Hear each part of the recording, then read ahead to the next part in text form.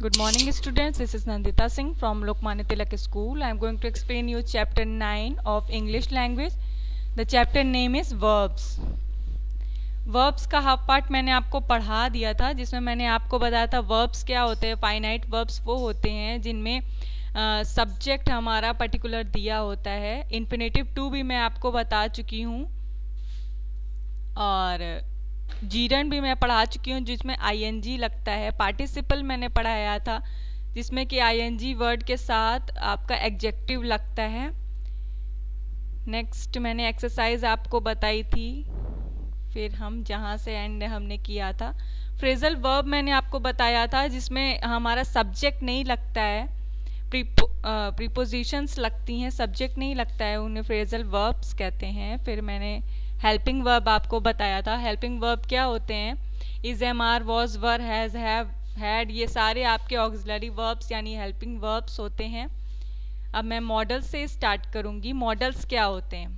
The verbs can and may are model verbs और models. Can और may जो होता है वो आपका models होता है। Can और may जो होता है उन्हें हम models कहते हैं। अगर आपसे कोई पूछे कि models क्या होते हैं, you can say can and may. They are used before ordinary verbs to show that something is possible, something is certain, or to be permission or to a permission and make requests.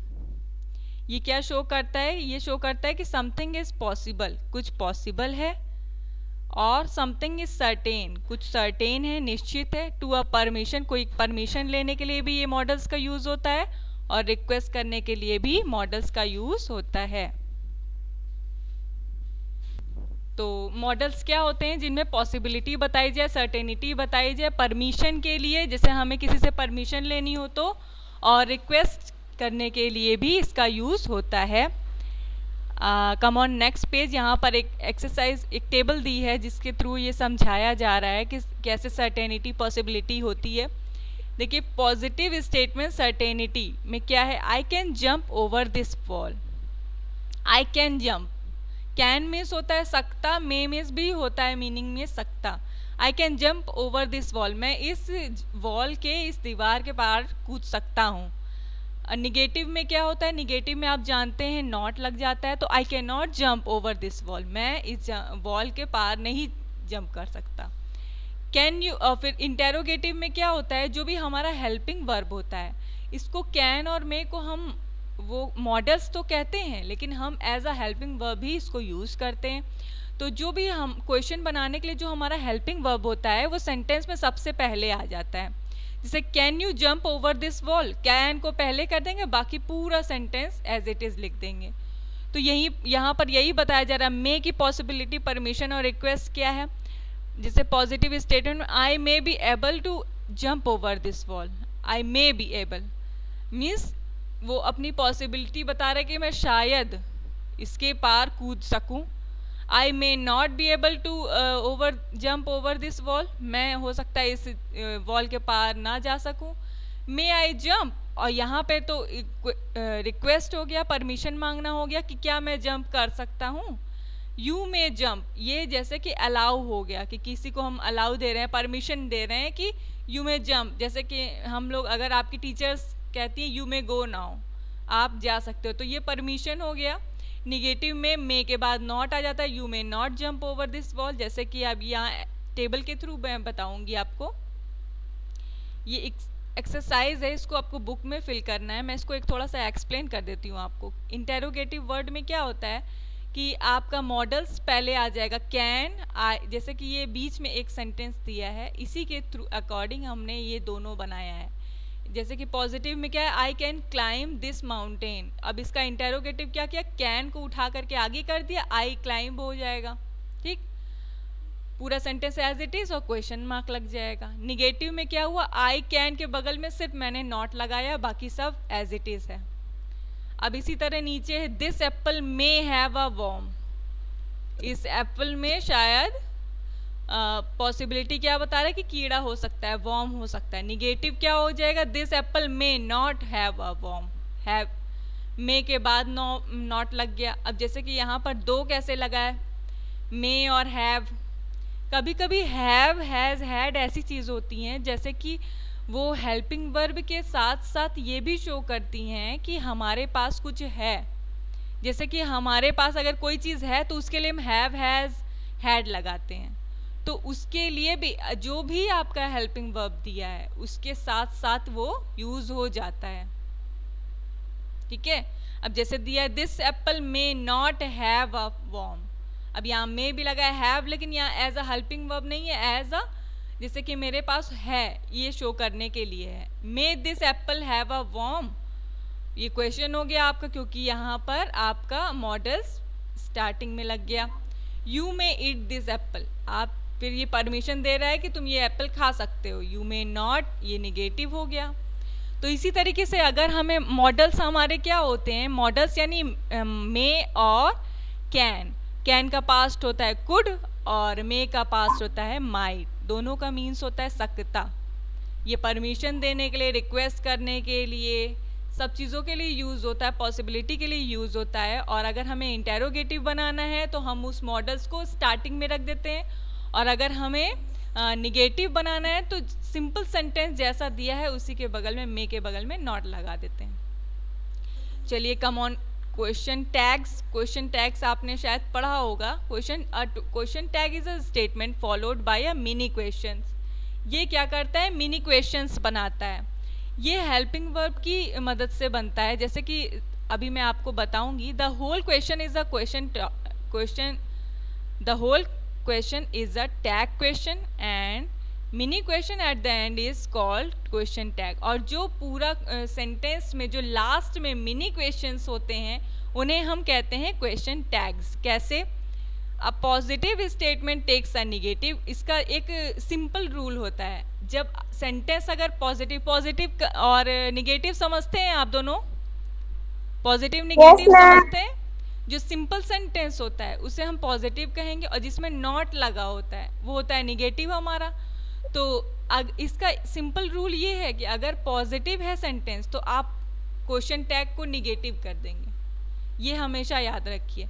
अगर sentence देखिए, ये यही इसमें कहा जा रहा है, a positive statement takes a negative question tag, a negative statement takes a positive question tag. तो इसमें क्या होता है, अगर सेंटेंस आपका जो प्रीवियसली दिया है, जैसे द स्नो इज वाइट, अगर ये पॉजिटिव है तो ये इस जो क्वेश्चन टैग बनेगा आपका वो निगेटिव में बनेगा, नॉट के साथ बनेगा। और अगर आपका सेंटेंस ऑलरेडी नॉट के साथ है तो वो पॉजिटिव में क्वेश्चन टैग बनाएगा। जैसे कि फॉर एग्जांपल यहाँ पर दिया है स्नो इज़ वाइट, इसमें नॉट नहीं लगा है, ये पॉजिटिव है। तो हम क्या कैसे क्वेश्चन टैग बनाने की ट्रिक क्या है कि जो भी हेल्पिंग वर्ब आपको, पहले तो आपको ये सब चीज़ें समझनी पड़ेगी कि हमारा हेल्पिंग वर्ब क्या होता है, सब्जेक्ट क्या होता है, ऑब्जेक्ट क्या होता है, प्रेडिकेट क्या होता है, तभी आप आगे की चीज़ों को ग्रामर की कर पाएंगे। जैसे कि यहाँ अभी मैंने पहले भी आपको बताया कि ये इज़ है आपका हेल्पिंग वर्ब। ठीक, तो इज़, एम, आर, वॉज, वर, जितने हेल्पिंग वर्ब लगते हैं उसके अलावा भी कुछ लगते हैं, तो उसके अकॉर्डिंग हम बनाएंगे। जैसे यहाँ पर ऑलरेडी दिया है इज़, तो उसी के मदद से हमने क्वेश्चन टैग बनाई। ये पॉजिटिव था तो क्वेश्चन टैग में एन कॉमा टी बनता है आपका। नॉट को हम क्या लिखते हैं, एन और ऊपर कॉमा और टी।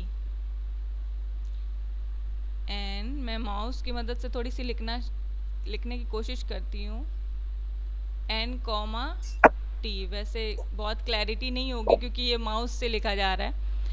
तो एन कॉमा टी ये आपका हो जाता है नॉट शो करता है। तो नॉट शो करने के लिए क्या करते हैं कि यहाँ हेल्पिंग वर्ब लगाया, उसी से दूरी पर नहीं लिखेंगे, उसी से के साथ एन लिखेंगे, फिर कॉमा टी। ये शो करता है कि वो नॉट है। और इज़न्ट, इसको पढ़ते हैं इज़न्ट इट।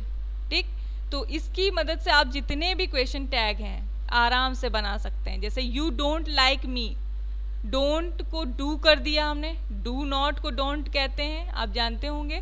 तो डू यू, और जो हमारा सब्जेक्ट होता है उसके अकॉर्डिंग हम प्रीपोजिशन लगा देते हैं। अगर किसी का नाम दिया है तो उसके अकॉर्डिंग, अभी स्नो है, स्नो कोई ही शी तो है नहीं, तो इसको हमने इट समझ लिया, इट सपोज कर लिया। अब यहाँ पर ऑलरेडी एक प्रोनाउन दिया है, सॉरी ये आपका इट प्रीपोजिशन मेरे मुंह से निकल गया, ये आपका है प्रोनाउन।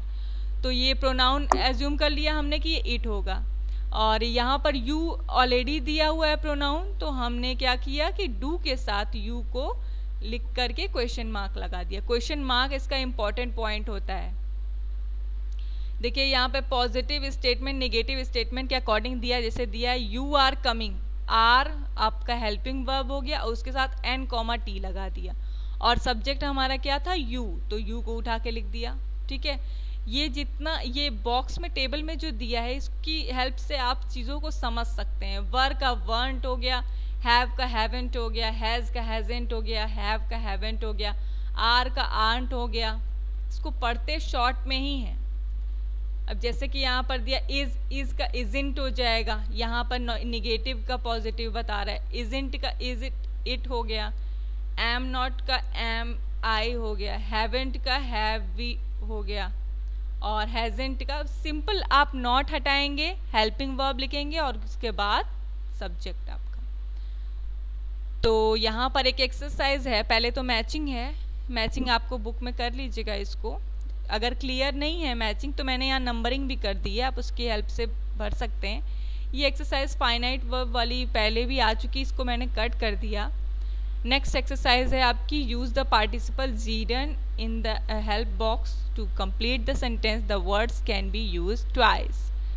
ये एक्सरसाइज है आपकी, इसको आपको कॉपी में नहीं करना है, इसको भी आपको बुक में करना है, लेकिन लर्न आपको सबसे करना है। चलिए सी एक्सरसाइज है, इसको आपको कॉपी में करना है। कैसे करेंगे? इसमें क्या करना है, I for infinitive, P for participle,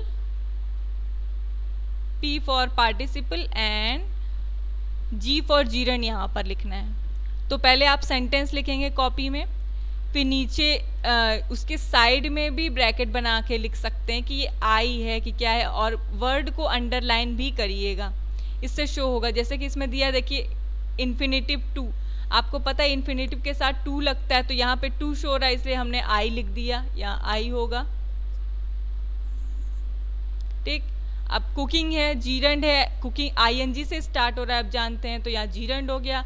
singing भी आईएनजी से स्टार्ट हो रहा है, यहाँ कोई सब्जेक्ट नहीं है, तो यहाँ पे भी जीरंड हो गया। आपका अपरूटेड ट्री पार्टिसिपल हो गया, और मिसिंग पीस ऑफ पजल भी आपका पार्टिसिपल हो गया। इसको सी एक्सरसाइज आपको कॉपी में करना है। डी एक्सरसाइज आपका होमवर्क है, इसमें सिर्फ मैचिंग करना है, इसको बुक में ही कर लीजिएगा। नेक्स्ट है आपका बी हैव को फिल करना है, ये एक्सरसाइज आप कॉपी में करेंगे। ई को भी सी बताया था मैंने, और ई आपको कॉपी में करना है दोनों। Right the question tags for these tag questions, ये मैंने किया है, इसको आपको बुक में करना है।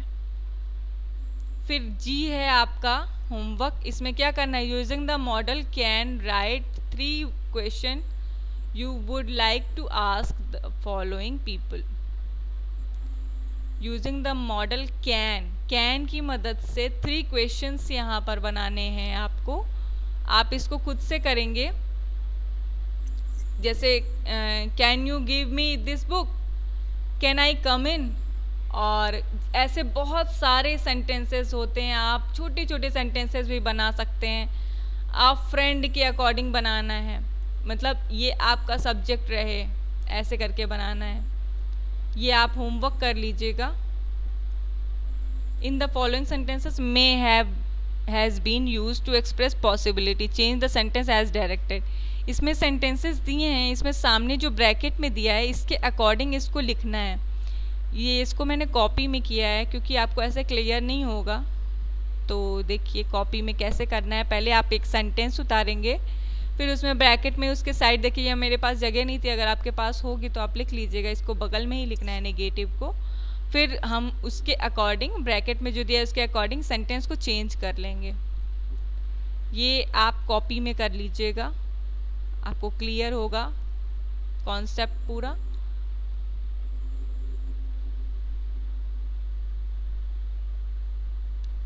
सेंटेंसेस हैं, आप इसको कॉपी में कर लीजिएगा। चलिए आपका ये चैप्टर एंड हो गया। नेक्स्ट टाइम मैं नेक्स्ट चैप्टर के साथ आपको मिलूँगी। Till then good bye to both of you. Take care and have a nice day. Good day बेटा।